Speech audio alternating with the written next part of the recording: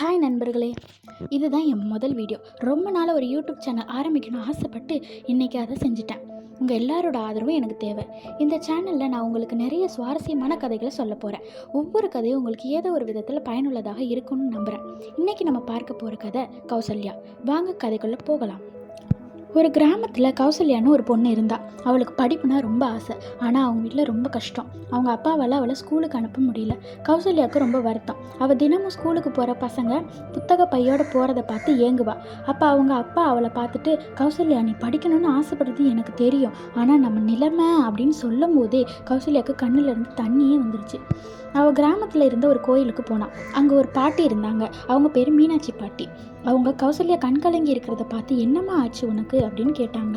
கௌசல்யா நடந்து எல்லாத்தையும் சொன்னான். மீனாட்சி பாட்டி, அட இதுக்கா வருத்தப்படுற, நான் உனக்கு கற்றுத்தரேன்னு சொன்னாங்க.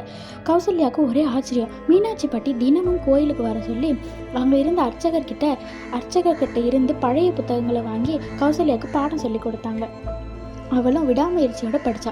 ஒரு நாள் கிராமத்தில் ஒரு பெரிய போட்டி நடந்துச்சு. எல்லாரும் படித்த பசங்க மட்டும்தான் கலந்துக்கிட்டாங்க.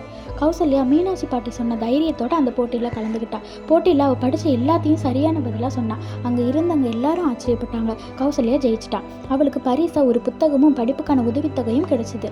அவள் அதை மீனாட்சி பாட்டி காலில் வச்சு கும்பிட்டான். பாட்டி அவளை தழுவி, நல்லா படித்து பெரிய ஆளாவான்னு வாழ்த்துனாங்க. கௌசல்யா தன் கனவை நிறைவேற்றி நம்பிக்கையோடு படித்தா.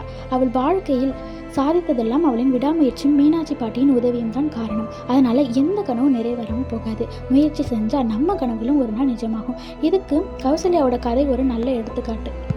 கதை உங்களுக்கு பிடிச்சிருக்குன்னு நம்புகிறேன். கௌசல்யாவை போல் உங்கள் கனவுகளையும் முயற்சியோடு துரத்தணும்னு இந்த கதை நமக்கு சொல்லுது. இந்த வீடியோ உங்களுக்கு பிடிச்சிருந்தா ஒரு லைக் பண்ணுங்கள். உங்கள் நண்பர்களுக்கும் ஷேர் பண்ணுங்கள். முக்கியமாக இந்த சேனலை சப்ஸ்கிரைப் பண்ண மறந்துடாதீங்க.